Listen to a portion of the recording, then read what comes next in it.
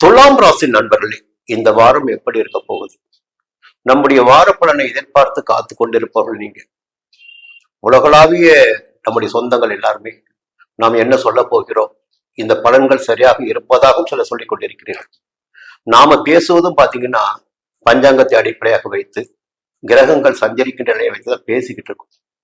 அப்போ கிரகங்கள் எந்த இடத்தில் சஞ்சரிக்கிறார்களோ அந்த இடத்திற்குரிய பலன்களை அவர்கள் வழங்கியாக வேண்டும். அது எந்த விதமான பலன்களாக வேண்டும் என்றால் இருக்கலாம்.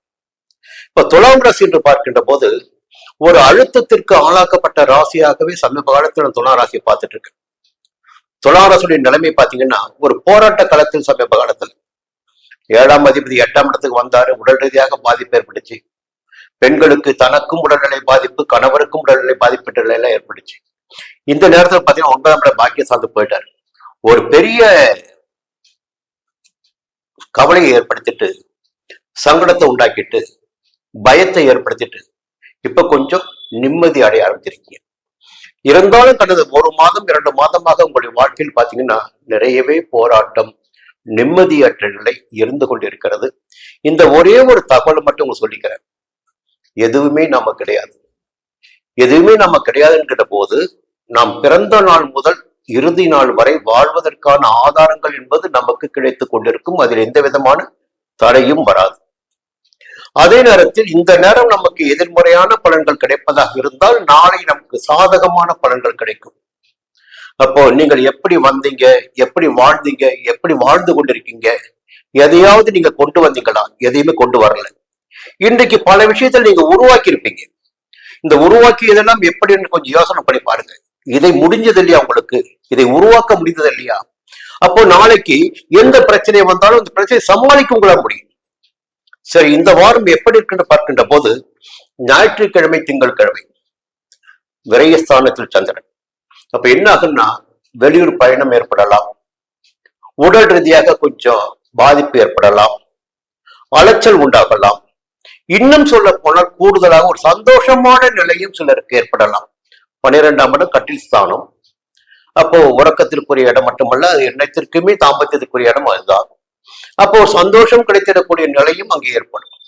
ஞாயிற்றுக்கிழமை, திங்கட்கிழமை, அடுத்து செவ்வாய்க்கிழமை, புதன்கிழமை நீங்கள் திட்டமிட்டு செயல்படுகின்ற வேலைகளில் எல்லாம் உங்களுக்கு வெற்றி கிடைக்கும், நன்மைகள் அதிகரிக்கும், கூடுதலான யோகங்கள் கிடைக்கும், மகிழ்ச்சியான நிலை இருக்கும். வியாழக்கிழமை, வெள்ளிக்கிழமை, சனிக்கிழமை மாலை வரை பார்த்தீங்கன்னா 2ஆம் இடத்துல சந்திரன். அப்போ குடும்பத்துல நிம்மதி இருக்குங்க. ஒரு பெரிய புயல் காற்று வீசிய இடத்துல அப்படியே தென்றல் வீசுவது போல ஒரு அமைதியான நிலை இருக்கும், சந்தோஷம் இருக்கும், கையில பணப்புழக்கம் இருக்கும், கொடுத்த வாக்கை காப்பாற்ற முடியும். இவையெல்லாம் ஒரு பக்கம் இருக்கின்ற போது சூரியனுடைய சஞ்சாரம், உங்களுக்கு லாபாதிபதி சூரியன். அந்த சூரியன் பார்த்தீங்கன்னா வாரத்தின் தொடக்கத்தில் 10ஆம் இடமான ஜீவனஸ்தானத்தில் சஞ்சரிக்கிறார். சூரியன் 10ஆம் இடத்தில் சஞ்சரிப்பது என்பதே மிகப்பெரிய யோகம். அந்த 10ஆம் இடத்தில் சஞ்சரித்துக் கொண்டிருக்கின்ற சூரியன் செவ்வாய்க்கிழமை 11ஆம் இடமான லாபஸ்தானத்தில் ஆட்சியாக சஞ்சரிக்க போகிறார். அப்போ சூரியன் சஞ்சாரம் இந்த வாரம் முழுவதுமே உங்களுக்கு யோக பலன்களை வழங்கிட இருக்கிறது. இன்னும் குறிப்பாக சொல்ல வேண்டும் என்றால் ஆவணி மாதம் என்பது உங்களுக்கு யோகமான மாதமாக இருக்கும். ஆடி மாதத்தில் கடகத்தில் சஞ்சரிக்கின்ற சூரியன் ஆவணி மாதத்தில் சிம்மத்தில் சஞ்சரிப்பார். உங்களுடைய வாழ்க்கையில ஒவ்வொரு காலகட்டத்திலும் பாருங்க, இந்த ஆடி மாதமும் ஆவணி மாதமும் மிகப்பெரிய நெருக்கடிகள் இருந்து உங்களால் வெளியில் வந்துட முடியும். சந்தோஷமான நிலை இருக்கும் ஆடி மாதத்திலும் ஆவணி மாதத்திலும்.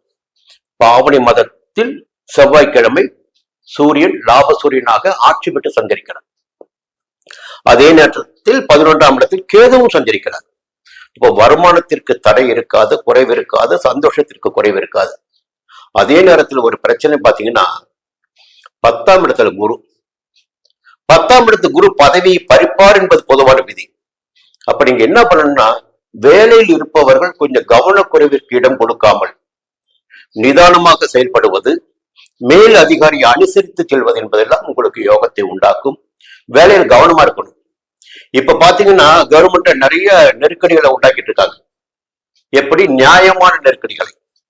அப்போ கையூட்டு வாங்குகிறவர்கள் யாராக இருந்தாலும் சங்கடத்திற்கு ஆளாக வேண்டிய சூழ்நிலை வரும். வேலையில் அக்கறை செலுத்தாதவர்கள் சங்கடத்திற்கு ஆளாக வேண்டிய சூழல் வரும். வேலையில் தவறு செய்பவர்கள் சங்கடத்திற்கு ஆளாக வேண்டிய சூழல் வரும். 10ஆம் இடத்துல குரு, கவனமா இருக்குங்க. இது போல எந்த விதமான பிரச்சனைகளிலும் நீங்க இந்த நேரத்தை சிக்கிக்கொள்ள வேண்டாம். அது சங்கடத்தை ஏற்படுத்தும். அதே நேரத்தில் குருவுடைய பார்வைகள் 2ஆம் இடமான குடும்பஸ்தானத்திற்கு கிடைக்கிறது, 4ஆம் இடமான சுகஸ்தானத்திற்கு கிடைக்கிறது, 6ஆம் இடமான ருணரோக சத்துருஜாசாக கிடைக்கிறது. இப்ப பாத்தீங்கன்னா எதிரிகளை வெல்லக்கூடிய நிலை இருக்கும். இப்போ குரு அஸ்தமனம் இருந்து உதயமா இருக்கிறதால உடலில் ஏற்பட்ட நோய் நொடிகள் எல்லாம் விலக ஆரம்பிக்கும். இல்ல ஏதோ இருந்துச்சு, பெருசா பயம் காட்டுச்சு, இப்ப அந்த பயம் இல்லாம இருக்கும். 6ஆம் இடத்தை குரு பார்க்கின்ற காரணத்தினால் அந்த நிலை இப்பொழுது இருக்காது. கொஞ்சம் மனசுல தெம்பு வந்திருக்கும். அப்போ ஆரோக்கியமாக செயல்படக்கூடிய நிலை உருவாகும். சுக்கிரன் 12ஆம் இடத்துல அந்த சஞ்சாரமும் யோகமா இருக்கு. புதனுடைய சஞ்சாரம் இந்த வாரம் முழுவதும் யோகமாக இருக்கு. பொதுவாக கடந்த வாரத்தை விட இந்த வாரம் உங்களுக்கு யோகமான வாரம். மீண்டும் அடுத்த வாரம் சந்திக்கிறேன்.